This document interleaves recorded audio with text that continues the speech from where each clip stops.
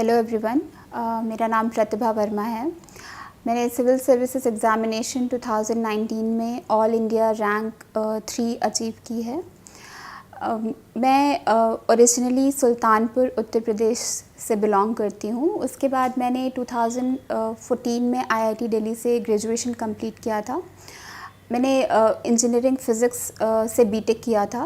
उसके बाद 2 साल के लिए मैंने प्राइवेट सेक्टर में काम किया था। फिर 2016 में मैंने वहाँ से रिज़ाइन करके डिसाइड किया कि मुझे कम्प्लीटली इस एग्ज़ामिनेशन के लिए फ़ोकस करना है। फिर 2018 सिविल सर्विसेज एग्ज़ामिनेशन में मुझे 489th रैंक आई थी। उसके बाद मुझे इंडियन रेवेन्यू सर्विस अलॉट किया गया था। लास्ट ईयर मैंने इंडियन रेवेन्यू सर्विस ज्वाइन कर ली थी और उसके बाद फिर से मैंने अपने 3rd अटेम्प्ट के लिए प्रिपरेशन स्टार्ट कर दी। मेरे 3rd अटेम्प्ट में इस बार मुझे 3rd रैंक मिली है। आज मैं डेली नॉलेज ट्रैक पर अपनी प्रिपरेशन स्ट्रैटेजी के बारे में आप सबको बताना चाहती हूँ। मेरी प्रिपरेशन स्ट्रैटेजी में 4 मेन फोकस एरियाज़ थे। सबसे पहले मेरा फोकस था बेसिक नॉलेज को स्ट्रेंथन करना। उसके लिए मैंने सबसे पहले स्टैंडर्ड सोर्सेज से पढ़ाई शुरू की। देयर आर 6 एरियाज़ जिसमें अपने नॉलेज को सबसे पहले बिल्ड करना बहुत ज़रूरी है। दूसरा था करंट अफेयर्स पे फोकस करना। उसके लिए रेगुलरली न्यूज़पेपर और मंथली करंट अफेयर्स पे का मटेरियल मार्केट से लेके उस पे मैंने बहुत ज़्यादा फोकस किया था सो दैट सारे पॉइंट्स मेरे प्रिपेयर हों। और इसमें सबसे ज़्यादा ज़रूरी चीज़ ये थी कि मैंने लास्ट 2 इयर्स के करंट अफेयर्स कवर किए थे। तीसरा था प्रैक्टिस करना बहुत ज़रूरी है इस एग्ज़ाम के लिए, चाहे वो प्रीलिम्स के क्वेश्चंस आंसर्स हो, चाहे वो मेंस की आंसर राइटिंग हो या पर्सनालिटी टेस्ट के लिए क्वेश्चन आंसर प्रैक्टिस करना हो। तो इन सब चीज़ों के लिए एक प्रैक्टिस बहुत ही ज़्यादा इम्पॉर्टेंट पार्ट है। और चौथा मेन पॉइंट था रिवीजन। तो इस एरिया में मैंने अपने मटेरियल्स, अपने सोर्सेज लिमिटेड रखे थे और मेरा फोकस ये था कि उन्हीं सोर्सेज को बार बार रिवाइज़ करते जाओ। इससे ये होता है कि आपकी नॉलेज एक तो कंसोलिडेट होती जाती है, दूसरा आपको कॉन्फिडेंस आता रहता है कि आपको हर एक टॉपिक के बारे में एटलीस्ट इतना पता है कि आप एक पेज का आंसर कर सकते हो। तो इसके लिए रिवीजन बहुत ही ज़्यादा ज़रूरी है। तो मेरे ये 4 मेन फोकस एरियाज़ थे। अब हम जीएस की तरफ आते हैं। तो मेंस के पेपर में आपको पता होगा जीएस के 4 क्वेश्चन पेपर होते हैं, 1, 2, 3, 4। जीएस 1 फोकस करता है society, history and geography, mainly in 3 areas पे। तो इन तीनों के लिए मैंने सबसे पहले जियोग्राफी का मुझे पता था कि प्रीलिम्स में मेरे स्टैंडर्ड सोर्सेज हैं एनसीईआरटी क्लास 11th और 12th की बुक्स। मैंने through out the preparation, prelims के लिए हो या मेंस के लिए, बस इन्हीं दोनों बुक्स को रेफ़र किया था। तो जियोग्राफी मेरा वहाँ से कवर हो गया। दूसरा पार्ट आता है हिस्ट्री और सोसाइटी। इन दोनों चीज़ों को मैं काफ़ी कंटिन्यूटी में प्रिपेयर करती थी क्योंकि सोसाइटी के बहुत सारे पॉइंट्स आपको मॉडर्न हिस्ट्री से मिलते हैं और आजकल इतने डायनेमिक क्वेश्चंस हो गए हैं कि आपको सोसाइटी और मॉडर्न हिस्ट्री के क्वेश्चंस काफ़ी मिक्स्ड तरीके से मिलेंगे। तो हमेशा इन दोनों चीज़ों को मेंस के पॉइंट ऑफ व्यू से साथ में प्रिपेयर करना काफ़ी फ़ायदेमंद रहता है। तो मैंने सोसाइटी के लिए हर एक टॉपिक वाइज इंडियन सोसाइटी पे बहुत ही कंसाइज नोट्स बनाए थे, 1 page notes for every topic. So इस तरीके से आप सोसाइटी को अप्रोच कर सकते हैं। दूसरा तरीका ये है कि सोसाइटी के लिए आप लास्ट 5 to 10 ईयर्स के क्वेश्चंस उठाकर देखिए कि किस तरीके के वो क्वेश्चंस पूछ रहे हैं। आजकल ऐसा बहुत होता है कि वो करंट अफेयर से रिलेटेड इश्यूज़ को सोसाइटी में पूछते हैं। फॉर एग्ज़ाम्पल माइग्रेशन का इशू हो गया या फिर पॉपुलेशन डायनेमिक्स का इशू हो गया, डेमोग्राफिक डिविडेंड का इशू हो गया। ये सारे इश्यूज़ हमेशा न्यूज़पेपर में कवर होते रहते हैं। तो जीएस 1 के लिए ये बहुत ही ज़्यादा ज़रूरी है कि आप ये देखते रहें कि करंट अफेयर्स में कौन सा इशू अभी सबसे ज़्यादा इम्पॉर्टेंट है। दूसरा एस्पेक्ट है, दूसरा पेपर आता है जीएस 2 का, जो कि है पॉलिटी, गवर्नेंस और इंटरनेशनल रिलेशंस के लिए। तो इसके लिए सबसे पहले पॉलिटी का पोर्शन आता है। उसके लिए मैंने लक्ष्मीकांत को मेंस के टाइम पे भी काफ़ी अच्छे से पढ़ा था। मेंस के जस्ट 5 to 10 डेज़ बिफोर मैंने इस तरीके से नोट्स बनाए थे कि पॉलिटी का पोर्शन मेरे 4-5 पेजेस में बेसिक लक्ष्मीकांत से कवर हो गया। तो इसमें बहुत ज़रूरी है कि आपको आर्टिकल्स पता हों, आपको एग्जैक्ट लैंग्वेज किसी किसी कुछ एरियाज़ में पता होनी चाहिए। फॉर एग्ज़ाम्पल प्रीएम्बल की लैंग्वेज आपको पता होनी चाहिए। तो इन पे आपके पास बेसिक कंसाइज नोट्स एग्ज़ामिनेशन के पहले डेफिनेटली होने चाहिए। और आपको ये ध्यान रखना है कि जब आप प्रीलिम्स के लिए लक्ष्मीकांत को पढ़ रहे हैं तो आप इतने अच्छे तरीके से कवर करें कि वो मेंस के टाइम भी आपको काम आए। दूसरा पोर्शन आता है गवर्नेंस का, जिसमें बेसिकली एनजीओज़ के बारे में है और सेल्फ हेल्प ग्रुप्स के बारे में है, ट्रांसपेरेंसी, आरटीआई, इन सारे एस्पेक्ट के बारे में बातें की जाती हैं। आप देखेंगे कि ये सारे एस्पेक्ट काफ़ी ज़्यादा ओवरलैप करते हैं एथिक्स के कुछ पोर्शन से, जो कि पब्लिक एडमिनिस्ट्रेशन से डील करता है। तो आपको इस तरीके से स्ट्रेटजाइज करना है कि आप एथिक्स का वो पोर्शन और GS2 का गवर्नेंस का पार्ट एक साथ कवर करें। इससे आपको काफ़ी ज़्यादा ब्रेड्थ और डेप्थ में नॉलेज हो जाएगी, जो आप दोनों पेपर में यूज़ कर सकते हैं। इसके लिए भी आपको हर टॉपिक पर, हर मेंस के टॉपिक पर एक एक 2-2 पेजेस के नोट्स बनाने हैं, इम्पॉर्टेंट आर्टिकल्स लिखने हैं, इम्पॉर्टेंट लॉज लिखने हैं और उन्हीं को याद करते रहना है। जैसे जैसे आप रिवाइज करते जाएंगे आप आंसर्स को उतना अच्छी तरीके से प्रोड्यूस कर पाएंगे। तीसरा आता है इंटरनेशनल रिलेशंस। इसमें 2 बहुत ही इंपॉर्टेंट पार्ट है, एक बायलैटरल रिलेशंस और एक मल्टीलैटरल रिलेशंस। तो इन सारी ऑलमोस्ट सारी इंपॉर्टेंट कंट्रीज़ के साथ इंडिया के क्या रिलेशन है विद रिस्पेक्ट टू ट्रेड, क्या अग्रीमेंट्स हैं, क्या कन्वर्जेंस एरियाज़ है, इन सब पर एक एक पेज के नोट्स मैंने प्रिपेयर कर लिए थे। और ये सारे नोट्स जो मैंने इंटरनेशनल रिलेशंस के प्रिपेयर किए थे, ये मुझे इंटरव्यू के टाइम पर भी काम आए, क्योंकि आपको पता होगा कि इंटरव्यू में इंटरनेशनल रिलेशंस एक बहुत ही बड़ा टॉपिक, अट्रैक्टिव टॉपिक होता है डिस्कशन का। और कभी कभी मेंस में भी और इंटरव्यू में भी वो सीधे क्वेश्चंस कर लेते हैं कि tell me about India Saudi Arabia relations, for example tell me about India Israel relations. ये तो questions I think past year के क्वेश्चन पेपर में भी है। तो इन सारे रिलेशंस पे आपके पास एक पेज का नोट एटलीस्ट होना ही चाहिए, जो कि आपको दोनों स्टेजेस में काम आएगा। और ये बहुत ही एफिशिएंट तरीका है प्रिपेयर करने का, कि आपने जो मेंस के टाइम पढ़ा है वही आप दोबारा से रिवाइज़ करके आप इंटरव्यू की तैयारी कर ले रहे हो। तो इस तरीके से GS2 कवर कर लिया था। फिर आता है GS3। GS3 में 4 इम्पॉर्टेंट पार्ट आते हैं। एक तो इकॉनमी है, इकॉनमी का मेजर पोर्शन एग्रीकल्चर है, उसके बाद इंडस्ट्री और सर्विसेज। तो आपको ध्यान रखना है कि आप एग्रीकल्चर के हर एक टॉपिक पर आपके पास नोट्स होने चाहिए, चाहे वो सब्सिडी का टॉपिक हो, चाहे वो फूड प्रोसेसिंग का, चाहे एनिमल हस्बेंड्री का टॉपिक हो। ये सारे टॉपिक्स मेंस में लिस्टेड हैं और सारे टॉपिक्स पे आपके पास डेटा होना चाहिए, फैक्ट्स होने चाहिए, करंट स्टेटस होने चाहिए, क्या स्कीम्स हैं और उनका टारगेट क्या है। आप अगर पिछले साल के क्वेश्चन पेपर देखेंगे तो वो इन्हीं थीम्स में से क्वेश्चन निकाल कर पूछते हैं। कभी कभी ऐसा आ जाता है कि सुपरमार्केट के बारे में, सुपरमार्केट किस तरीके से इंडियन एग्रीकल्चर में चेंजेस लेकर आ रहा है। तो ये टॉपिक काफ़ी ज़्यादा रिलेटेड है फूड प्रोसेसिंग से, काफ़ी ज़्यादा रिलेटेड है ट्रांसपोर्टेशन एंड डिस्ट्रीब्यूशन से। ये सारे टॉपिक्स लिस्टेड हैं। तो आपको इन चीज़ों को लिंक करना आना चाहिए और वो तभी होगा जब हर एक टॉपिक पर आपके पास नोट्स अवेलेबल हैं। अगर डेटा अवेलेबल है और फैक्ट्स अवेलेबल हैं तो आप बहुत ही अच्छा आंसर लिख सकते हैं इस पर। सेकेंड आता है एनवायरनमेंट का पार्ट। एनवायरनमेंट प्रीलिम्स के लिए हर कोई बहुत अच्छे से कवर करता है, सबको सारे लॉज, सारे स्कीम्स, सब कुछ ही याद करनी होती हैं और यही सारी चीज़ें आपको मेंस आंसर राइटिंग में भी काम आती हैं। और आपको ये भी ध्यान रखना चाहिए कि इसके बहुत सारे टॉपिक्स आपको इंटरव्यू में भी काम आ सकते हैं। फॉर एग्ज़ाम्पल पोल्यूशन के टॉपिक पर मैंने हर एक पोल्यूशन पे नोट्स बना कर रखे थे, जो मैं मेंस के टाइम पे भी वही याद करती थी और मैं इंटरव्यू के टाइम पर भी उन्हीं चीज़ों को रिवाइज़ कर लेती थी। फिर साइंस एंड टेक का टॉपिक आता है। Science and technology completely current affairs से मैंने प्रिपेयर किया था और मैं आपको भी ये एडवाइस करूँगी कि science and technology generally current developments पे क्वेश्चन करते हैं और क्या एग्जिस्टिंग स्कीम्स क्या हैं। For example nano technology mission आपको पता होना चाहिए। फिर जो नई इमर्जिंग फील्ड्स हैं, cyber physical system, internet of things, robotics, artificial intelligence, इन सब पे हमेशा नीति आयोग की या गवर्नमेंट की कोई ना कोई स्ट्रैटेजी पेपर रिलीज़ होता रहता है। तो यू शुड नो कि उसके मेन पॉइंट्स क्या हैं। आपको डिटेल में जाने की बिल्कुल ज़रूरत नहीं है, थोड़ा बहुत ऊपर से आपको आइडिया होगा तो you can write a good answer. चौथा टॉपिक है सिक्योरिटी का।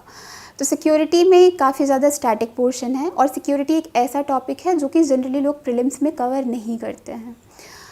तो सिक्योरिटी के लिए आपके पास थोड़ा सा हिस्टोरिकल बैकग्राउंड हर एक इश्यू का, for example north east insurgency का या जम्मू कश्मीर की प्रॉब्लम का, लेफ़्ट विंग एक्सट्रीमिज़म का, इन सब के पास आपका थोड़ा सा बैकग्राउंड होना चाहिए। और फिर what is the current status कि कितना अभी उसकी वजह से क्या क्या इश्यूज़ आ रहे हैं, सरकार ने क्या क्या स्टेप्स लिए हैं और कितना इसको किस हद तक कंट्रोल कर लिया है, तो ये आपको पता होना चाहिए। फिर इसका काफ़ी सारा पोर्शन आप इंटरनेशनल रिलेशंस में भी कवर कर सकते हैं, क्योंकि सिक्योरिटी का काफ़ी portion, for example cyber security और मैरीटाइम सिक्योरिटी, ये सब बहुत ही डीपली इंटर रिलेटेड है इंटरनेशनल रिलेशंस से। फॉर एग्जांपल मैरीटाइम सिक्योरिटी आप सिक्योरिटी में भी पढ़ेंगे, इसमें भी क्वेश्चंस आ सकता है, और आप इंटरनेशनल रिलेशंस में थ्रू वेरियस मल्टीलेटरल फोरम्स या फिर इंडियन ओशन कंट्रीज़ के साथ, एशियान के साथ इंडिया का क्या रिलेशन है और वो डिफेंस डिप्लोमेसी में या नेट सिक्योरिटी प्रोवाइडर के रोल में क्या कर रहे हैं। तो ये दोनों टॉपिक काफ़ी इंटर रिलेटेड हैं और आप काफ़ी हद तक देखेंगे कि एक दूसरे के क्वेश्चंस आपको लगेगा कि ये तो इंटरनेशनल रिलेशन में पढ़ा था, सिक्योरिटी में आ गया। तो you have to keep in mind कि कहाँ कहाँ पे कन्वर्जेंस हो रहा है टॉपिक में। फिर GS 4 का पार्ट आता है जो कि एथिक्स है। एथिक्स में आपको सबसे पहले तो जितने भी कीवर्ड्स क्वेश्चन पेपर में हैं सबकी आपके पास वन लाइन डेफिनेशन तो डेफिनेटली होनी चाहिए, चाहे वो सिंपल वर्ड्स क्यों ना हो। ऑनेस्टी, इंटीग्रिटी, इनकी भी डेफिनेशन आपके पास होनी चाहिए। कभी कभी क्वेश्चन आ जाएंगे आपके पास कुछ ना हो तो आप डेफिनेशन से शुरू कर सकते हैं। डेफिनेशन के बाद सेकंड आपके पास एग्जाम्पल्स होने चाहिए, रियल लाइफ के एग्जाम्पल्स, ग्रेट पर्सनालिटीज़ के एग्जाम्पल्स। आपको हर कीवर्ड के साथ आपको 2-3 एग्जाम्पल नोट डाउन करने ही हैं। जब आप ये एक बिल्डअप कर लेंगे तो आपके लिए आंसर्स को अप्रोच करना काफ़ी इजी होगा। और सबसे ज़रूरी पार्ट एथिक्स का होता है केस स्टडीज़। तो केस स्टडीज़ आपको over and over again you have to practise them. Personally, for last 2 mains, I had gone through at least 60 to 70 case studies from different materials. Bar bar practice करने पे एक तो आपको पता चल जाते हैं कि क्या क्या स्टेप्स आपको लेने हैं, कैसे आप आंसर्स को कैटेगराइज करेंगे, डिफरेंट टाइप के सिचुएशंस में किस तरीके से आपको आंसर लिखना है। काफ़ी हद तक आपको पता होगा कि क्या सोल्यूशन देना है, बस प्रॉब्लम ये होती है किस तरीके से आप उसको प्रेजेंट करेंगे, क्या आर्ग्यूमेंट्स आप प्रेजेंट करेंगे, और ये तभी आता है जब आप बार बार प्रैक्टिस करेंगे। तो ओवरऑल जीएस को लेकर मेरी यही स्ट्रैटेजी थी। तो इसमें आप ध्यान रखिएगा कि इसके लिए न्यूज़पेपर और कंटिन्यूस प्रैक्टिस, रिविज़न और at the end very concise notes, ये बहुत ही ज़्यादा ज़रूरी हैं। जीएस 1, 2, 3, 4 की स्ट्रैटेजी डिस्कस करने के बाद अब हम नेक्स्ट टॉपिक पर आते हैं जो कि है आंसर राइटिंग। आंसर राइटिंग एक बहुत ही इम्पॉर्टेंट पार्ट है मेंस की प्रिपरेशन का, और बिना आंसर राइटिंग के फाइनल पेपर में 20 क्वेश्चंस आंसर करना विद इन 3 आवर्स बहुत डिफ़िकल्ट होता है। तो इसलिए बहुत ज़रूरी है कि आप आंसर राइटिंग रेगुलर बेसिस पर करते रहें। कम से कम जब भी प्रीलिम्स का पेपर ख़त्म हो जाए उसके बाद आपको 4 महीने मिलते हैं, तो आपको उसमें स्ट्रैटेजाइज़ करना पड़ेगा कि आप हर GS 1, 2, 3, 4 के लिए आप ये डिसाइड करें कि कम से कम 3 से 4 क्वेश्चन पेपर हर जीएस के लिए आपको अटेम्प्ट करना ही है। और फिर आप ये देख सकते हैं कि आपका कौन सा जीएस का पेपर है जिसमें आपको ज़्यादा वर्क करना है, उसके बेसिस पर आप डिसाइड करेंगे कितने नंबर ऑफ़ क्वेश्चन पेपर लिखने हैं। अब आंसर राइटिंग में सबसे बड़ा चैलेंज लोगों को ये आता है कि कौन से क्वेश्चंस का आंसर करें, या कौन सी कोचिंग का मटेरियल एक्सेस करें, या फिर ऑनलाइन क्वेश्चंस देखकर करें। तो करेंटली मार्केट में अभी इसके लिए बहुत सारे प्रोग्राम्स अवेलेबल हैं। फॉर एग्जांपल बहुत सारी साइट्स पे आपको डेली आंसर राइटिंग चैलेंजेस मिल जाएंगे। बहुत लोगों को वो बेनिफिशियल लगता है, काफ़ी सारे टॉपर्स ने, मेरे फेलो एस्पिरेंट्स ने वो किया हुआ है। दूसरा है कि आपको एक कोचिंग की टेस्ट सीरीज़ ज्वाइन कर लें और उसकी टेस्ट सीरीज़ को रेगुलरली जब भी उसकी डेट हो या जब भी आप फुली प्रिपेयर्ड हो आप उसको जाके अटेम्प्ट करें। आंसर राइटिंग में सबसे बड़ा चैलेंज ये आता है कि किस तरीके से इसको अप्रोच किया जाए। मार्केट में बहुत तरीके के सॉल्यूशंस अवेलेबल हैं। फॉर एग्ज़ाम्पल बहुत सारी ऑनलाइन साइट्स या कोचिंग्स हैं जो कि डेली आंसर राइटिंग्स ऑफ़र करती हैं। फिर बहुत सारी कोचिंग्स की टेस्ट सीरीज़ हैं जो कि आप उसको ज्वाइन करके रेगुलर बेसिस पे जब भी उसकी डेट हो या जब भी आप फुली प्रिपेयर्ड हो आप उसको जाके अटेम्प्ट करें। पर्सनली मैंने डेली आंसर राइटिंग से स्टार्ट किया था, पर आफ्टर अ वाइल कुछ दिनों बाद मुझे ऐसा रियलाइज़ हुआ कि ये मेरे लिए उतना बेनिफिशियल नहीं है, क्योंकि एक तो उस टाइम पर जब मैंने ये स्टार्ट किया था तब मेरी नॉलेज बेस उतना स्ट्रॉन्ग नहीं था। दूसरा, उस टाइम पे मुझे काफ़ी टाइम लगता था आंसर्स लिखने में, और तीसरा वो सारे क्वेश्चंस उसमें final examination point of view से इतने इम्पॉर्टेंट नहीं होते। तो फिर मैंने डेली आंसर राइटिंग स्टॉप करके फिर सबसे पहले मैंने अपना बेसिक पे फोकस करना शुरू किया था, करंट अफेयर्स ख़त्म किया। फिर जब प्रीलिम्स के बाद मैंने चेक किया कि हाँ मैं प्रीलिम्स क्वालिफाई कर लूँगी, उसके बाद फिर मैंने हर पेपर वाइज, जैसे मैंने पहले बताया था, हर टॉपिक पे नोट्स प्रिपेयर करके उसको याद करके रिवाइज़ करके फिर मैंने आंसर्स लिखना शुरू किया।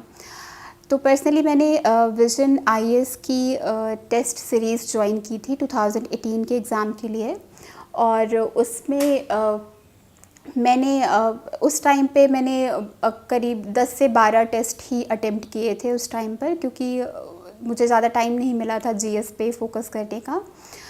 तो उसकी वजह से मेरे जीएस में उतने अच्छे मार्क्स भी नहीं आए थे। पर इस अटेम्प्ट के लिए मैंने कोई कोचिंग तो ज्वाइन नहीं की थी या कोई कोचिंग की टेस्ट सीरीज़ ज्वाइन नहीं की थी।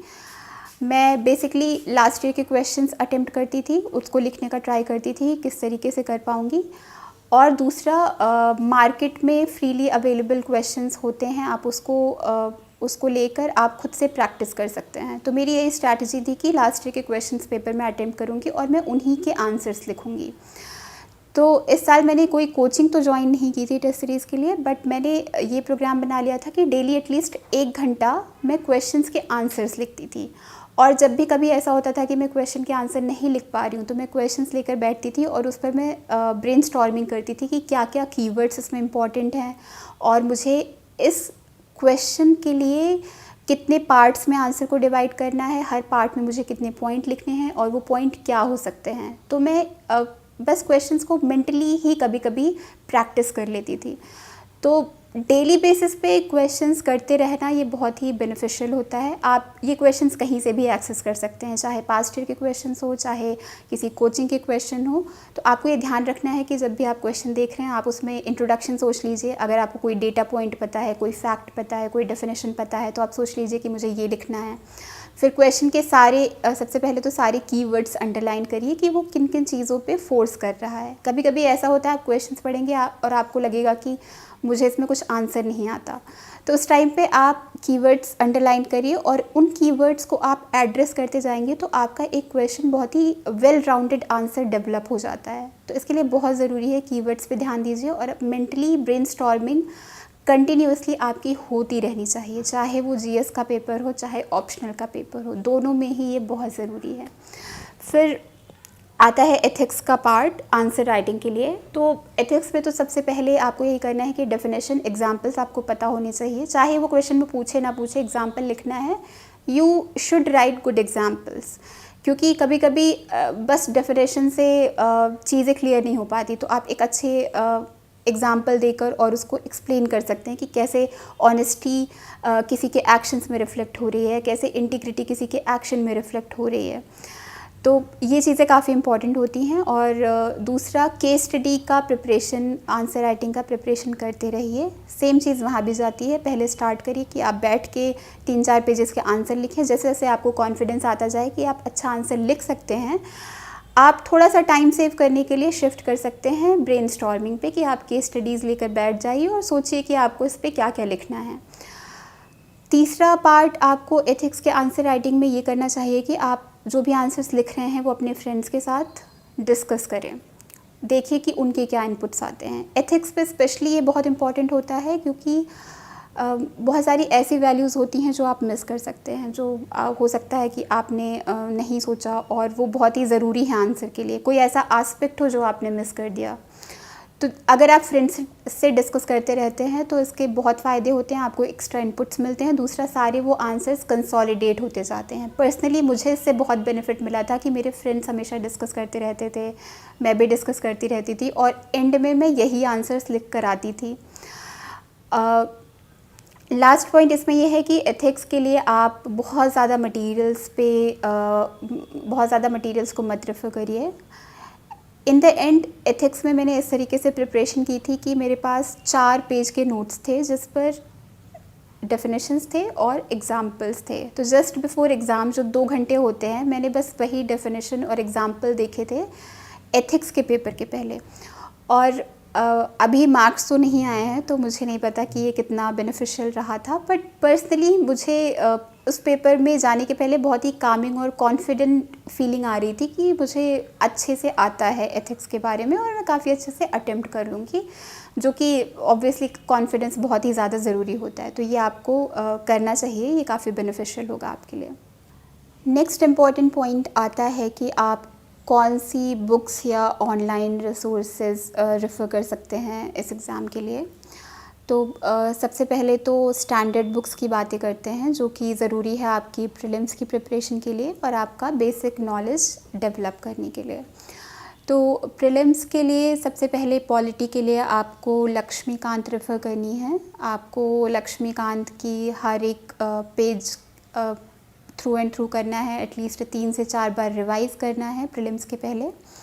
और मेंस के पहले भी आपको एक बार लक्ष्मीकांत देखना है। और पर्सनली मैं इंटरव्यू के पहले भी लक्ष्मीकांत देख कर गई थी, क्योंकि कई बार इंटरव्यू में ऐसे भी क्वेश्चन कर लेते हैं कि बिल पास करने का क्या प्रोसेस होता है, या फिर किस तरीके के मोशंस होते हैं, किस तरीके से पार्लियामेंट एग्जीक्यूटिव पे फाइनेंशियली उनको अकाउंटेबल होल्ड कर सकती है। तो ऐसे ऐसे क्वेश्चंस होते हैं जो कि बहुत ही बेसिक अंडरस्टैंडिंग आपकी चेक कर रहे हैं और आपको ये पता होना चाहिए। तो अगर आप लक्ष्मीकांत शुरू से बहुत ही अच्छे से प्रिपेयर करेंगे तो ये आपको हर एक स्टेज पे हेल्प करेगा। और याद रखिए, मेंस के पहले भी डेफिनेटली आपको एक बार लक्ष्मीकांत ज़रूर पढ़नी है, क्योंकि ये आपको पॉलिटी के क्वेश्चन में बहुत अच्छे आंसर्स लिखने में हेल्प करेगा। सेकेंड आता है इकोनॉमी। इकोनॉमी के लिए पर्सनली मैंने श्री राम की एक इकोनॉमी की बुकलेट है, मैंने वो रेफ़र की थी।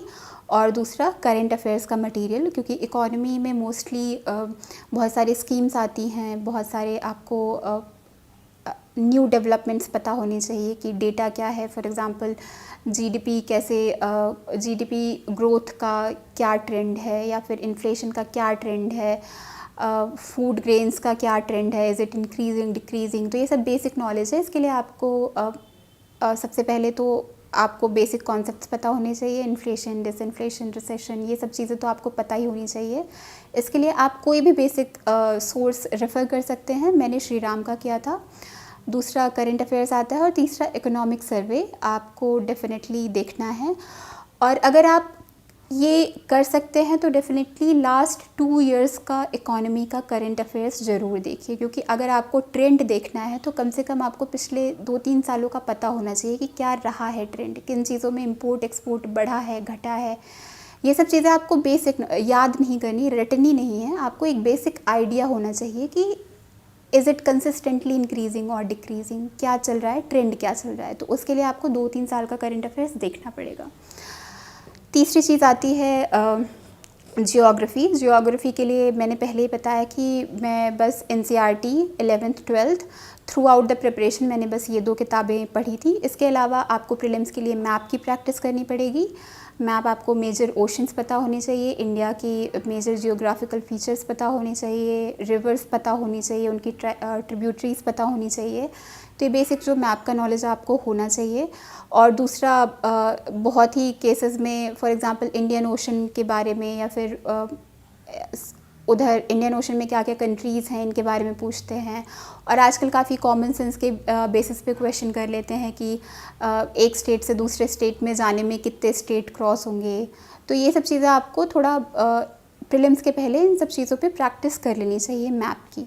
मेंस के लिए आप बस अगर एनसीईआरटी की 11th 12th एक बार गो थ्रू कर लेंगे, उसको बार बार रिवाइज़ करने की ज़रूरत नहीं है। मैं मेंस के जस्ट 5 to 10 डेज़ बिफोर मैं एक बार ये दोनों किताबें देख लेती थी जियोग्राफ़ी के लिए।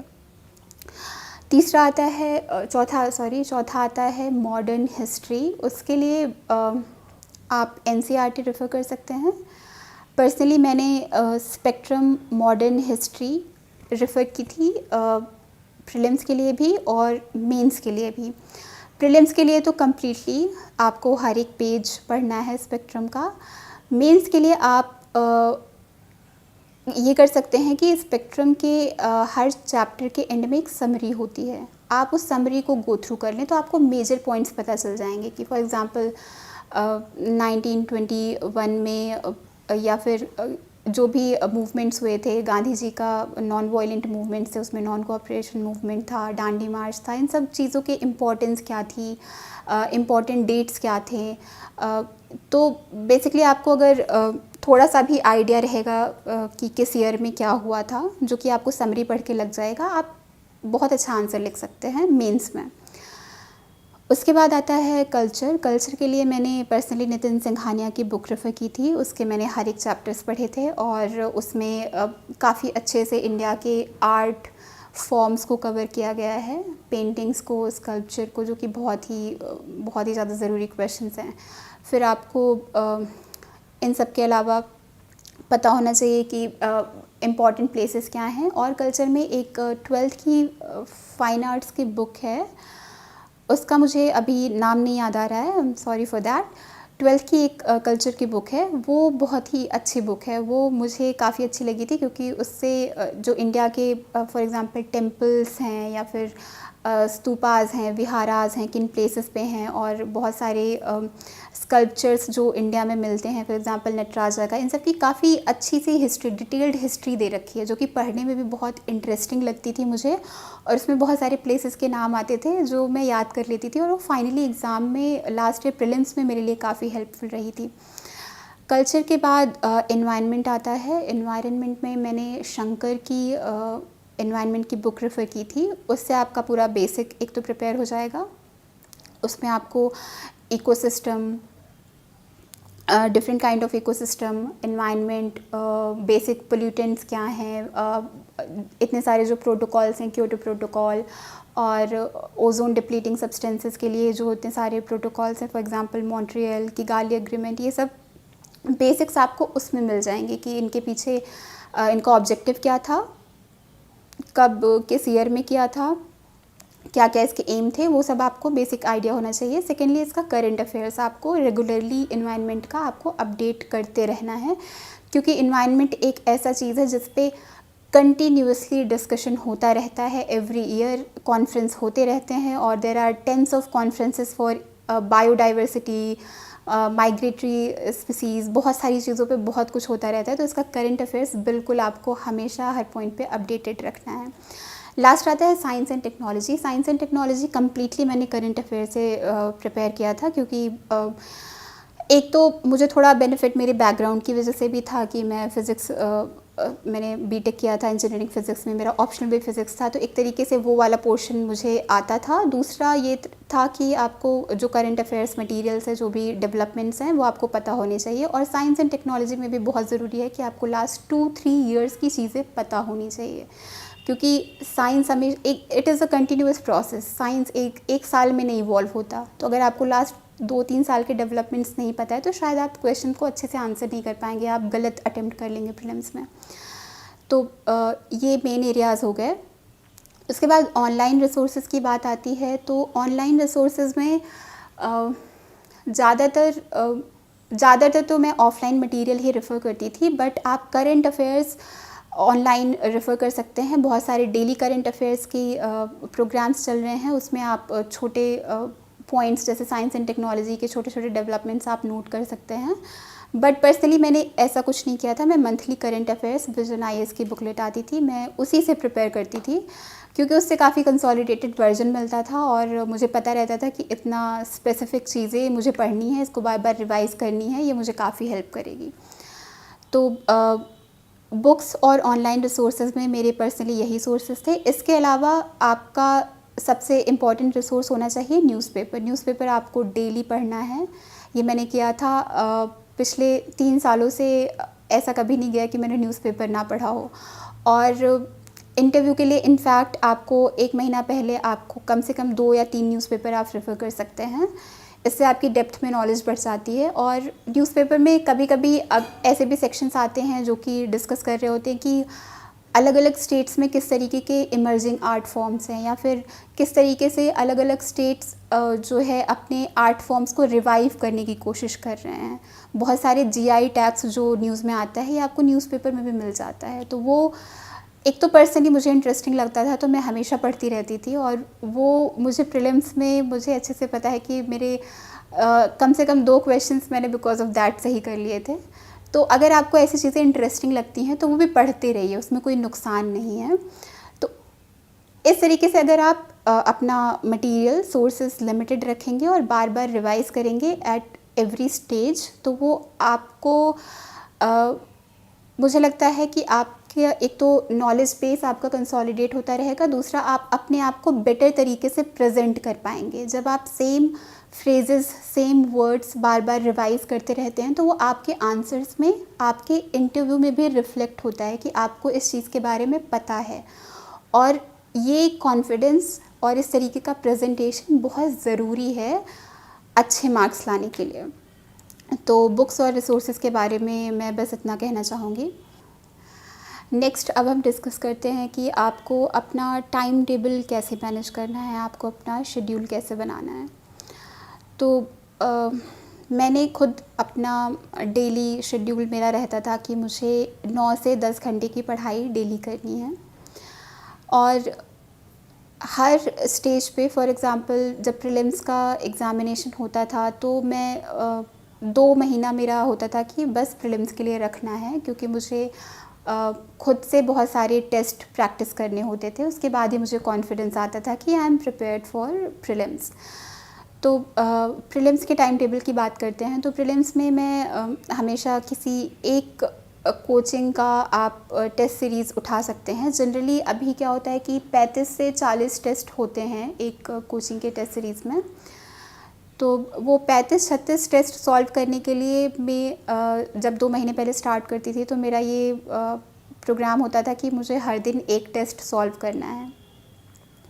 कि थोड़ा टाइम टेकिंग होता है, क्योंकि आपको 1.5 से 2 घंटे लगेगा क्वेश्चन सॉल्व करने में, उसके आंसर चेक करने में, एंड देन आपको आंसर रीड भी करने हैं जो कि back of the test series दिया होता है। ये काफ़ी टाइम टेकिंग प्रोसेस होता था, ये 3 से 4 घंटे लग जाते थे मुझे ये करने में। पर ये मैं डेली करती रहती थी। कभी कभी जब थोड़ा फ्रस्ट्रेशन होता था तब मैं सारे क्वेश्चन ना अटेम्प्ट करके बस 50 क्वेश्चन अटेम्प्ट करती थी एक दिन, देन अगले दिन 50 कर लो। तो इस तरीके से मेरा प्रीलिम्स की प्रिपरेशन होती थी।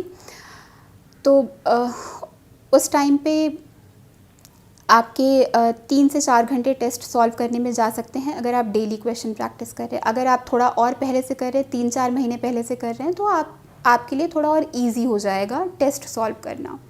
तो वो आप अपनी प्रिपरेशन लेवल के हिसाब से देख लीजिए। सिंस मैं 2 साल से पहले 2016 से प्रिपेयर कर रही थी तो मेरा थोड़ा नॉलेज और रिवीजन पहले से हो रखा था। तो 2018 के एग्ज़ाम के लिए मुझे पता था कि मैं टेस्ट अप्रोच कर सकती हूँ डायरेक्टली। तो डेली टेस्ट सॉल्व करती थी और फिर डेली 3 से 4 घंटे मेरा रिवीजन का शेड्यूल होता था। तो मेरा वीकली शेड्यूल में प्रिपेयर करती थी कि इस वीक में मुझे इतनी चीज़ें ख़त्म करनी है। जैसे साइंस एंड जैसे एनवायरनमेंट के मुझे अगर मान लीजिए मुझे 10 चैप्टर ख़त्म करने हैं इस वीक में, तो मैं डेली बना लेती थी प्रोग्राम कि मुझे कितना टाइम लगेगा। अब साथ में मैं एनवायरनमेंट पढ़ रही हूँ, साथ में डेली एक टेस्ट सॉल्व कर रही हूँ। और प्रीलिम्स के थोड़ा पहले मैं न्यूज़पेपर को थोड़ा कम टाइम देती थी। जनरली मुझे 1-2 घंटा लगता था न्यूज़पेपर ख़त्म करने में, पर मैं प्रीलिम्स के टाइम पे कभी कभी आधा घंटा 1 घंटे में न्यूज़पेपर फिनिश कर देती थी। उसके बाद ये आपका 10 आवर का शेड्यूल प्रीलिम्स के पहले बन जाएगा। और फिर इसमें आपके 8 से 9 घंटे लग गए और लास्ट के 1 घंटा आप या तो राज्यसभा टीवी का कोई वीडियो देख सकते हैं, डिबेट देख सकते हैं, या फिर आपने जो पहले पढ़ रखा है उसको रिवाइज़ कर लीजिए। तो ये थोड़ी सी फ्लेक्सिबिलिटी मैं 1-2 घंटे की दिन में रखती थी वो करने के लिए जो मुझे अच्छा लगता था। सिर्फ पूरे दिन सिर्फ पढ़ाई करके थोड़ा माइंड भी थक जाता है, तो उस हिसाब से आपको प्रिपेयर करना पड़ेगा कि थोड़ी फ्लेक्सिबिलिटी आप अपने पढ़ाई में रखिए। फिर मेंस की बात आती है, तो मेंस में आपको प्रीलिम से मेंस के बीच में 4 महीने का टाइम मिलता है। उसमें आपको प्रायोरिटाइज़ करना है। सबसे पहले मैं दिन में न्यूज़पेपर पढ़ती थी, मुझे 2 घंटा लगता था ब्रेकफास्ट न्यूज़पेपर दोनों साथ में फ़िनिश करने में। फिर उसमें जो भी आपको अंडरलाइन करना है, नोट्स बनाने हैं, वो आप तभी देख लीजिए न्यूज़पेपर में क्या आपके लिए इम्पॉर्टेंट है, उसको तभी नोट डाउन कर लीजिए। फिर न्यूज़पेपर करने के बाद मैंने पहले बताया मेरा वीकली शेड्यूल होता है, तो वीकली मैं हर वीक के पहले ये देख लेती थी कि मुझे फ़िज़िक्स का कितने यूनिट ख़त्म करने हैं। फॉर एग्ज़ाम्पल फ़िज़िक्स में 1 यूनिट मुझे 1 हफ़्ते में करना है, तो उसमें पर डे मुझे क्या क्या पढ़ना है। और फिर उसके साथ ही मैं ये अपना प्लान करती थी कि जीएस के किस पेपर के मुझे कितने टॉपिक्स उस वीक में साथ में ख़त्म करने हैं। तो अगर मैंने जीएस 4 के 3 टॉपिक उठा लिए कि इस वीक में करने हैं, तो मैं हर दिन 2-2 घंटा एथिक्स को देती जाऊंगी वो टॉपिक्स ख़त्म करने के लिए। तो आपका 2 घंटा न्यूज़पेपर में 3 से 4 या 5 घंटे आपका ऑप्शनल पढ़ने में चला जाएगा। 2 से 3 घंटे आप अपने जीएस के लिए डेली निकाल लीजिए। और फिर at the end of the day या कभी भी उस टाइम पे मैं बस आरएस टीवी, राज्यसभा टीवी के डिबेट्स देखती थी, या फिर कोई नॉर्मल न्यूज़ प्रोग्राम हुआ, या फिर कोई भी आपको जो भी न्यूज़ चैनल का कुछ भी पसंद हो आप उसको देख लीजिए। वो भी हेल्पफुल रहता है आपकी नॉलेज बिल्ड करने में, आपका ओपिनियन बिल्ड करने में। वो थोड़ा सा एक रिलैक्सिंग पार्ट भी होता है डे का, और वो पार्ट भी होता है कि जब आप पढ़ाई भी कर रहे हैं, तो इस तरीके से आप मैनेज कर सकते हैं। फिर एंड का 1 घंटा आप आंसर राइटिंग के लिए, या फिर मेंटली जो मैंने ब्रेनस्टॉर्मिंग की बात कही थी उसके लिए आप 1 घंटा रख लीजिए। तो इस तरीके से 9 से 10 घंटे आपकी डेली पढ़ाई हो जाएगी। और साथ में जब भी आप शेड्यूल बनाएं, हमेशा एक फ्लेक्सिबिलिटी रखिए थोड़ी सी। कभी कभी आपके ऐसे दिन आएंगे कि आप नहीं पढ़ना चाहते, तो उसके लिए भी आपके पास टाइम होना चाहिए। आप 4 महीने लगातार कोई भी नहीं पढ़ सकता है, उसके लिए आपके पास टाइम होना चाहिए। तो अगर आपको फ्लेक्सिबिलिटी लानी है, तो आपको ये ध्यान रखना पड़ेगा कि बहुत ज़्यादा एम्बिशियस नहीं होना है अपने प्रोग्राम में, कि आप बहुत सारा मटेरियल पढ़ने जा रहे हो, बहुत सारी चीज़ें करने जा रहे हो। जब वो कंप्लीट नहीं होगा एंड तक, तो एक तो आप थोड़ा डीमोटिवेट हो सकते हैं। दूसरा, अगर आप बहुत ज़्यादा चीज़ों पर फोकस करेंगे तो आपको रिवीजन का टाइम नहीं मिलेगा। तो सबसे ज़्यादा ज़रूरी है कि इन 4 महीनों में अपना मटेरियल्स लिमिटेड रखने हैं, और आपको इनफ टाइम आंसर राइटिंग और टेस्ट राइटिंग के लिए भी देना है। डेली आंसर राइटिंग के अलावा ये भी ज़रूरी है कि आप ऑप्शनल और जीएस के लिए टेस्ट अटेम्प्ट करें, और उसको चेक भी करा के ले आना है आपको।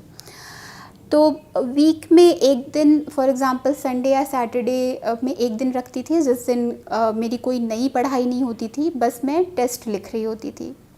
तो फॉर एग्ज़ाम्पल सैटरडे को फ़िज़िक्स का 1 यूनिट का टेस्ट आ गया 3 घंटे का, वो आपको लिखना है, फिर उसको चेक कराना है। उसमें टेस्ट लिखने के बाद डेफिनेटली हर कोई थक जाता है, तो उस दिन और कोई पढ़ाई नहीं हो पाती है।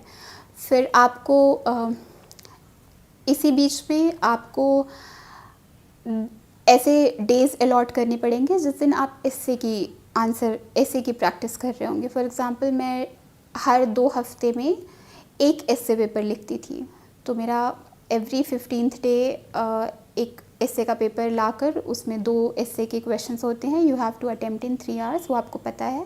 तो आपको उस हिसाब से एक फ्लेक्सिबल बट काफ़ी एफिशिएंट शेड्यूलिंग करनी पड़ेगी आपको मेंस की पढ़ाई के लिए।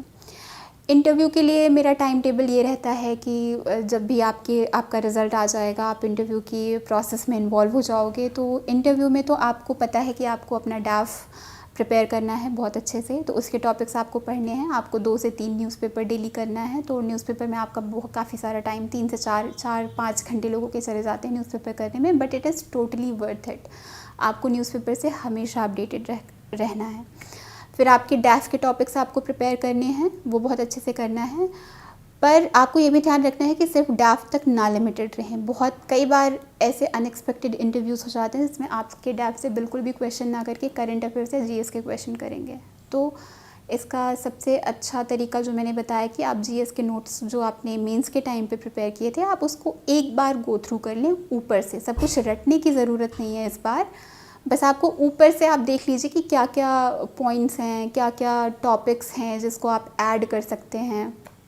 तो ये एक तरीके से काफ़ी हेल्पफुल होता है आपका इंटरनेशनल रिलेशंस या फिर सिक्योरिटी के टॉपिक्स प्रिपेयर करने में। तो इसके लिए आपको फिर से एफ़र्ट डालने की ज़रूरत नहीं पड़ेगी, आपको इसके लिए अलग से क्लासेस लगाने की ज़रूरत नहीं पड़ेगी।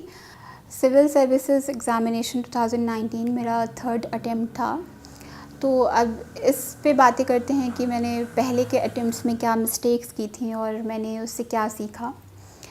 फ़र्स्ट अटेम्प्ट जब मैंने 2017 में दिया था, उस टाइम पे मैं प्रीलिम्स नहीं क्लियर कर पाई थी। मेरे बस 98 मार्क्स आए थे।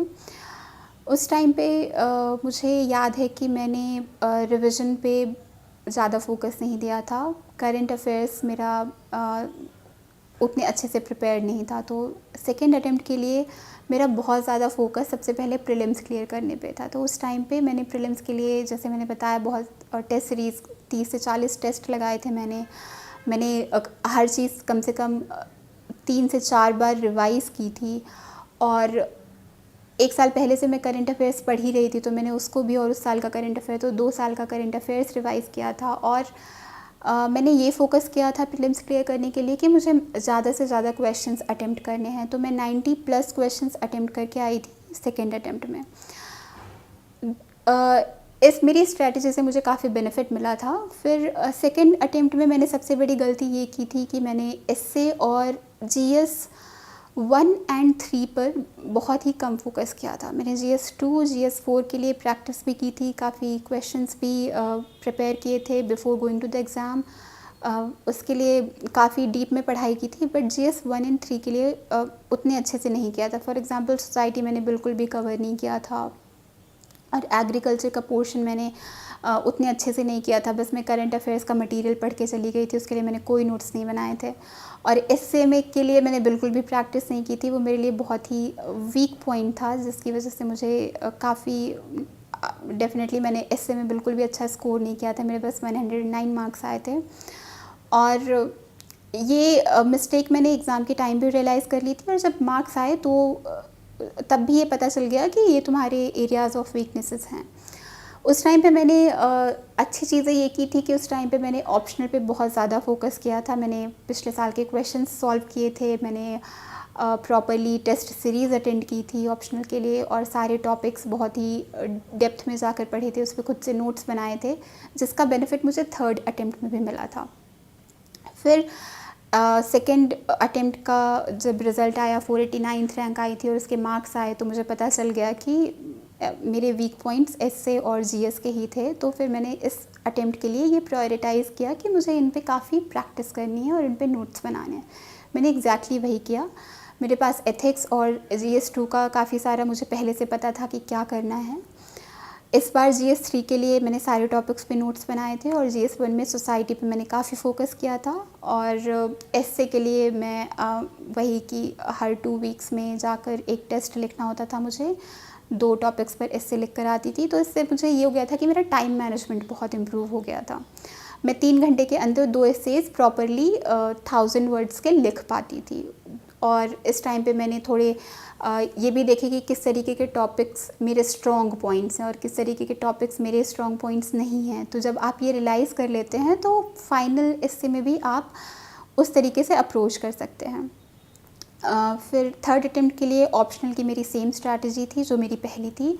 मैंने जितनी पढ़ाई लास्ट टाइम की थी, उतनी पढ़ाई इस बार भी की थी। फिर प्रीलिम्स के लिए भी मेरी सेम स्ट्रैटेजी थी सेकेंड अटेम्प्ट जैसी, क्योंकि मुझे पता था कि जो मैंने सेकेंड अटेम्प्ट में किया था वो बहुत ही फ्रूटफुल था।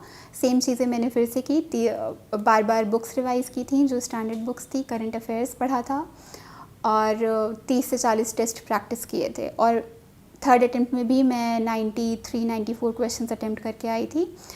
तो ये मेरी कुछ स्ट्रॉन्ग पॉइंट्स थे और वीक पॉइंट्स थे जिन पे मैंने काम किया, और I think because of working on these points in a very focused manner has given me a good result.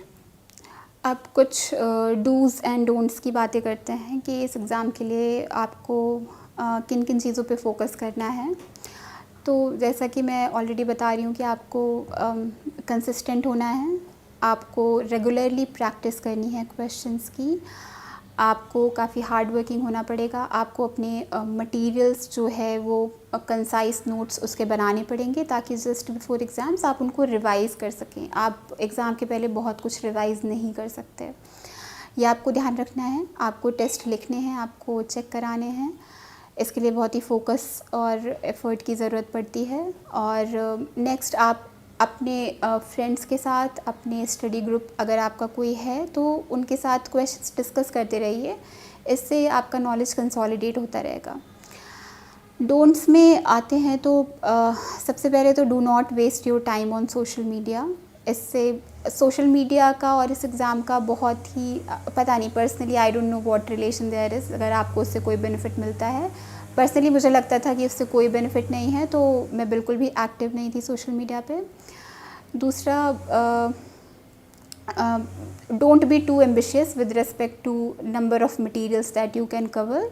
Your only a person, you're a human being. आप बहुत ही लिमिटेड मटीरियल्स ही आप पढ़ाई करके रिवाइज़ कर सकते हैं, तो अपने मटीरियल्स लिमिटेड रखिए, ज़्यादा एम्बिशियस मत होइए।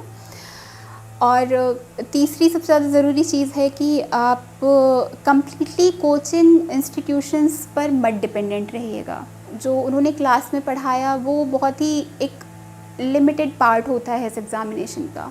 आपको भी पता है कि ये बहुत ही डायनेमिक एग्ज़ामिनेशन है, क्वेश्चंस किस तरीके से वो फ्रेम करते हैं उसको आपको समझना आना चाहिए, उसकी क्रिटिकल अंडरस्टैंडिंग बहुत ज़रूरी है, और वो कोचिंग में आपको कोई नहीं पढ़ाता है, वो आपको प्रैक्टिस के थ्रू ही आता है। वो आपको अपने आंसर राइटिंग और इवैल्यूएशन के बाद समझ आता है कि आपने कहाँ मिस्टेक की है और वो कहाँ इम्प्रूव करना है। तो आपकी क्रिटिकल एनालिसिस और अंडरस्टैंडिंग डेवलप करने के लिए आप कोचिंग्स पे डिपेंडेंट नहीं रह सकते। तो इस चीज़ को ध्यान रखिएगा कि बस आपने जो कोचिंग में पढ़ा है वो इनफ नहीं है, आपको कंटिन्यूसली मेहनत करनी पड़ेगी।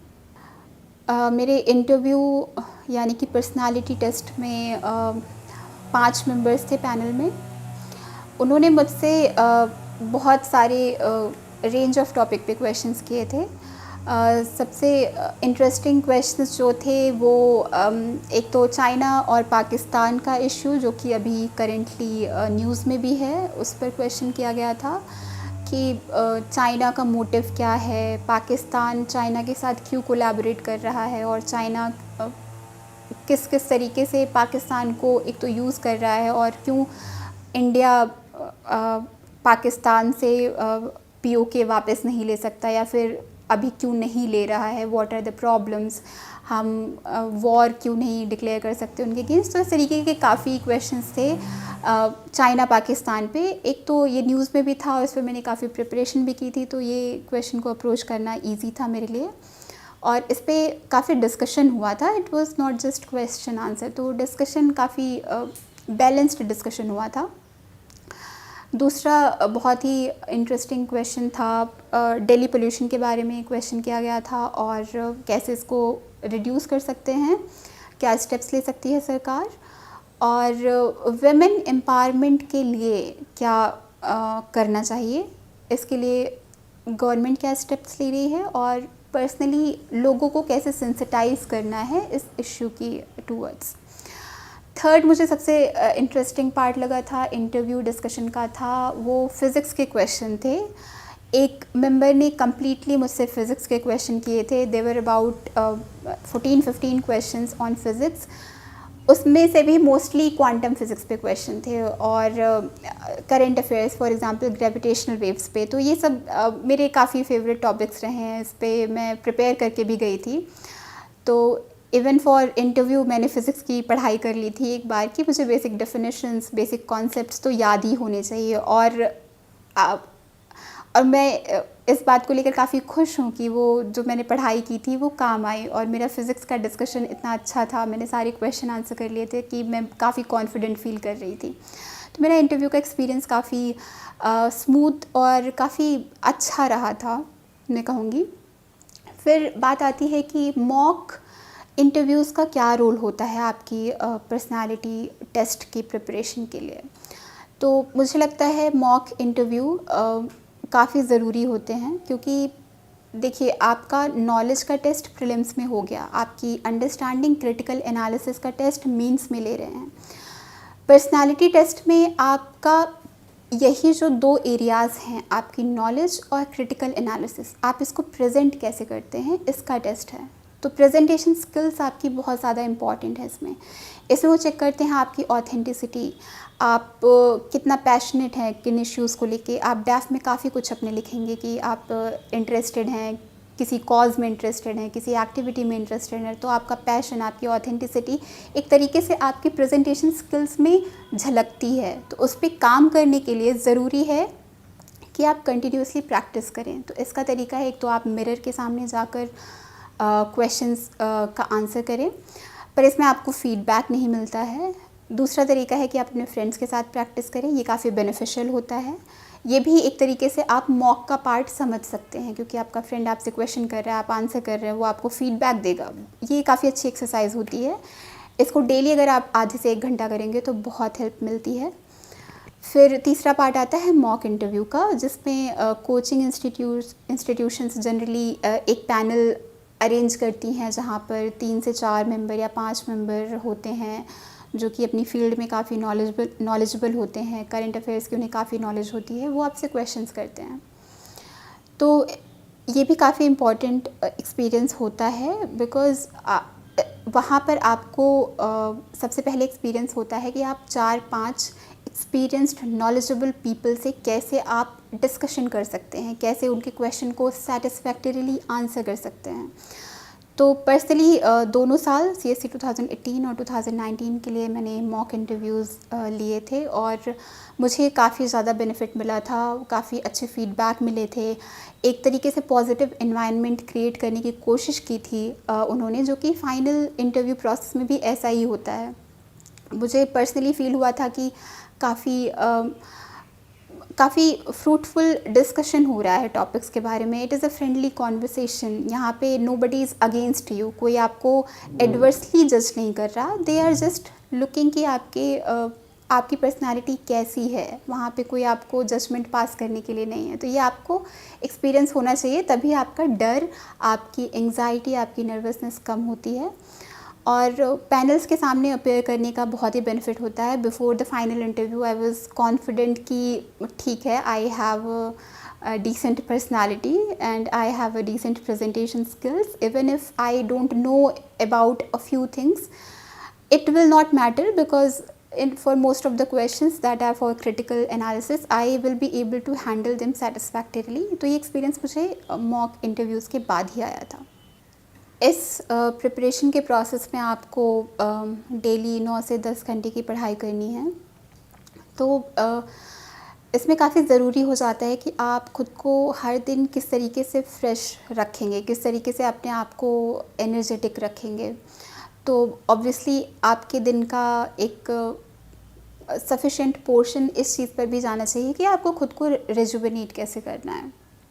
तो इसमें सबका अपना अलग अलग तरीका होता है। पर्सनली मुझे कॉफ़ी से हेल्प मिलती थी। मुझे कॉमेडी वीडियोस देखने, स्टैंड अप वीडियोस देखने बहुत पसंद थे, और फ्रेंड्स टीवी सीरीज़ देखना मुझे काफ़ी पसंद था। तो ये 2-3 चीज़ें जब भी मैं थोड़ा डाउन फील करती थी या जब भी मुझे कुछ पढ़ने का मन नहीं होता था, तो फिर मैं कोई फ्रेंड्स का कोई एपिसोड लगाकर बैठ जाती थी, या फिर मैं कोई स्टैंड अप वीडियो देख लेती थी। और जब ये सब भी हेल्प नहीं करते थे तो मैं अपने फ्रेंड्स को कॉल करके उनसे बातें करती थी।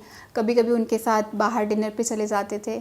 तो ये सब प्रोसेस थोड़ा सा सोशली फ्रेंड्स के साथ टच में रहना, जो कि प्रिपरेशन नहीं कर रहे, ये भी काफ़ी फ्रेश एक्सपीरियंस हो जाता है। अगर आप ऐसे लोगों से मिलते हैं जो आपसे बस यूपीएससी की बातें कर रहे हैं पूरा टाइम, तो थोड़ा टेंशन बिल्डअप होता रहता है। But when you get to release this tension by meeting people who are not involved in this experience, आपको नई नई कहानियाँ सुनने को मिलेंगी, अलग अलग एक्सपीरियंसेस सुनने को मिलते हैं, जो कि काफ़ी अच्छा लगता है। तो इस तरीके से आप अपना डिस्कवर करिए कि आपको क्या रिलैक्सिंग फील कराता है, और वो आपका प्रोसेस आप उसको फॉलो करिए। आप दिन में आधे से 1 घंटा उसको दे दीजिए, इससे कोई भी हार्म नहीं होगा। 10 घंटे के अलावा भी आपके पास 14 घंटे हैं दिन में, उसमें आप एक्सरसाइज कर सकते हैं, उसमें आप वीडियोस देख सकते हैं, मेडिटेशन कर सकते हैं, अपने दोस्तों से बातें कर सकते हैं, और डेफिनेटली आपको 7 से 8 घंटे की नींद लेना चाहिए। कम सोकर बहुत सारे स्टूडेंट्स हैं जो 5 से 6 घंटे ही सोते हैं। कुछ लोगों की पर्सनल अपनी फिज़िकल डिमांड अलग हो सकती है, बट जनरली 7 से 8 घंटे की प्रॉपर स्लीप लेना बहुत ही ज़रूरी है। स्लीप से बेटर कोई भी चीज़ नहीं है आपको फ्रेश करने के लिए। तो इन सब चीज़ों पे ध्यान रखिए और अपनी हेल्थ पर सबसे ज़्यादा ध्यान रखिए। आपको अच्छा खाना खाना है, फ्रूट्स लेने हैं, अलग अलग तरीके के वेजिटेबल्स खाने हैं। विदाउट प्रॉपर न्यूट्रिशन और हेल्थ आप के लिए फ़ोकस करना भी डिफ़िकल्ट होगा और आपकी बॉडी के लिए भी इतना प्रेशर सस्टेन करना मुश्किल हो जाता है। तो इन सब चीज़ों पे ध्यान रखिए और आई होप आप सब अच्छे से पढ़ाई करते रहें। नेक्स्ट इशू है कि क्या इस एग्ज़ाम के लिए कोचिंग ज़रूरी है। मैं ऑप्शनल सब्जेक्ट के लिए कमेंट नहीं कर सकती क्योंकि सारे ऑप्शनल की डिमांड अलग होती है और सारे कैंडिडेट्स का अपना नॉलेज बेस डिफरेंट होता है। तो कई सारे ऑप्शनल में कोचिंग की ज़रूरत होती है, कई सारे स्टूडेंट को कोचिंग की ज़रूरत होती है ऑप्शनल के लिए। तो आपकी अपनी पर्सनल डिमांड पे डिपेंड करता है। बट जनरल स्टडीज़ के लिए मैं ये कहना चाहूँगी कि इसके लिए कोचिंग कम्प्लीटली नेसेसरी नहीं है। जनरल स्टडीज़ अपने आप से कवर किया जा सकता है। इसके लिए एक तो बहुत सारे मटेरियल्स मार्केट में अवेलेबल हैं, क्वेश्चन पेपर्स अवेलेबल हैं। लास्ट ईयर क्वेश्चन आप सॉल्व करके आप रियलाइज़ करेंगे कि इसको कवर करने के लिए आपको कोचिंग की ज़रूरत नहीं है। और फिर जैसे कि मैंने बताया प्रीलिम्स और मेंस प्रैक्टिस करके ही आता है, बहुत सारा प्रैक्टिस करके और स्टैंडर्ड बुक्स कवर करके आता है। तो स्टैंडर्ड बुक्स आप खुद से भी कवर कर सकते हैं, उसको रिवाइज़ करना आपको खुद से करना है। उसमें कोचिंग्स जनरली हेल्प नहीं करती हैं। कोचिंग आपको बेसिक चीज़ें बता देंगी तो वो बेसिक चीज़ें आपको बुक से भी मिल जाती है।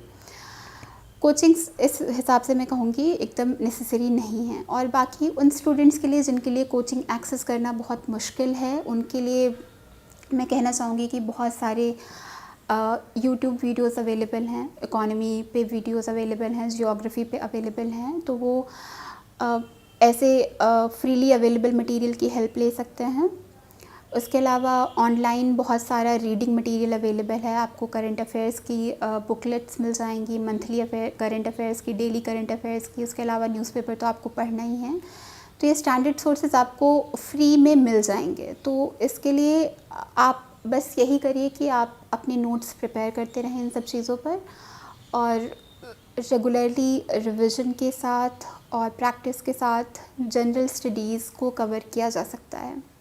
सिविल सर्विसेज की प्रिपरेशन के टाइम पे मुझे याद है कि मैंने 2017 में अपने most of the accounts, in fact सारे ही सोशल मीडिया अकाउंट्स डीएक्टिवेट कर दिए थे। बस मैं व्हाट्सएप का यूज़ करती थी क्योंकि एक तरीके से ये फ्रेंड्स के साथ मैसेजिंग और फैमिली के साथ चीज़ें शेयर करने के लिए बहुत ज़रूरी था। उसके अलावा 2017 के बाद मैं 2-3 साल तक किसी भी सोशल मीडिया अकाउंट पर एक्टिव नहीं थी और ये मेरे लिए काफ़ी हेल्पफुल था टू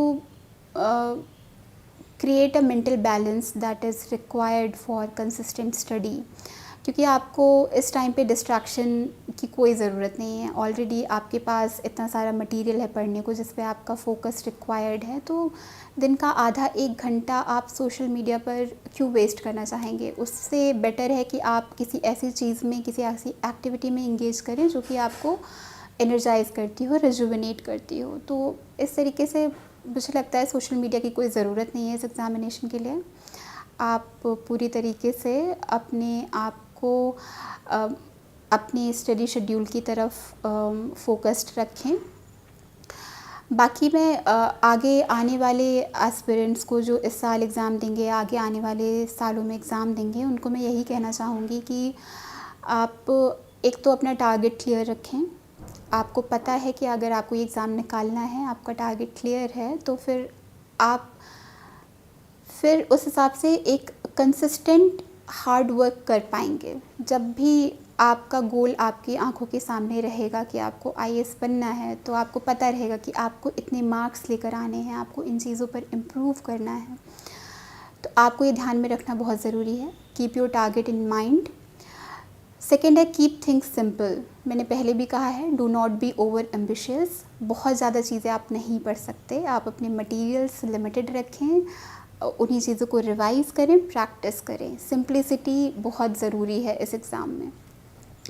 तीसरा है, आपको काफ़ी पेशेंट होना पड़ेगा। आपको ये हो सकता है कि आपको फर्स्ट, सेकंड, थर्ड अटेम्प्ट में सक्सेस ना मिले, फोर्थ अटेम्प्ट में सक्सेस ना मिले, पर ये बहुत ज़रूरी है कि आप हर स्टेज पर बहुत ही पेशेंटली अपना काम करते रहें, अपना पूरा एफ़र्ट डालते रहें। और मैं यही कहूँगी कि आपको इस प्रोसेस को एन्जॉय करना सीखना पड़ेगा। पर्सनली मेरे लिए जब भी मैं नई चीज़ें पढ़ती थी तो मुझे काफ़ी अच्छा लगता था कि मेरी नॉलेज एक्सपैंड हो गई है। जब पहली बार मैंने पॉलिटी की बुक पढ़ी तो मुझे रियलाइज़ हुआ कि मुझे कितना कुछ नहीं पता था और अब मुझे इतना सब कुछ पता था। तो धीरे धीरे इस प्रोसेस को मैं एंजॉय करने लगी थी। न्यूज़पेपर पढ़ना एक डेली हैबिट बन गया था, जिसको मैं अभी भी even after clearing the exams मैं न्यूज़पेपर ज़रूर पढ़ती हूँ। वो इतना एन्जॉयबल प्रोसेस बन गया था कि मुझे मज़ा आने लगा था। तो आई वुड से कि enjoy the process and results will follow. अगर आप सिविल सर्विसेज में नहीं भी सेलेक्ट होते तो आपका नॉलेज बेस इतना एक्सपैंड हो जाता है कि आप काफ़ी सारी फील्ड्स में जाके बहुत अच्छा परफॉर्म कर सकते हैं। उसके अलावा मैं कैंडिडेट्स को यही कहना चाहूँगी, regular practice, patience, consistency and hard work is required. आप मोटिवेशन के लिए अपने फ्रेंड्स, फैमिली से बातें करते रहें, उनसे टच में रहें और सोशल मीडिया से डिस्टेंस मेंटेन करके रखें। कुछ 1-2 साल अगर आपने एक्सेस नहीं भी किया तो कुछ फ़र्क नहीं पड़ता उससे। आप उसके बाद सोशल मीडिया पे एक्टिव हो जाएं। और साथ ही साथ ये ध्यान रखें कि अब एग्ज़ाम आने वाला है, प्रीलिम्स 2020। अब से आज 5 तारीख है, अब से बस 2 महीने बाकी हैं। तो जैसा मैंने कहा कि आपके लिए 2 महीने काफ़ी हैं अगर आप अपना शेड्यूल अभी से बना लें। वीकली, मंथली शेड्यूल जो भी आपको सूट करता है, रेगुलर प्रैक्टिस करते रहें, रिवाइज़ करते रहें। एंड मैं यही कहना चाहूँगी कि all the best to all the candidates. My best wishes are with all of you. I hope you all succeed in whatever you have decided. So best of luck everyone.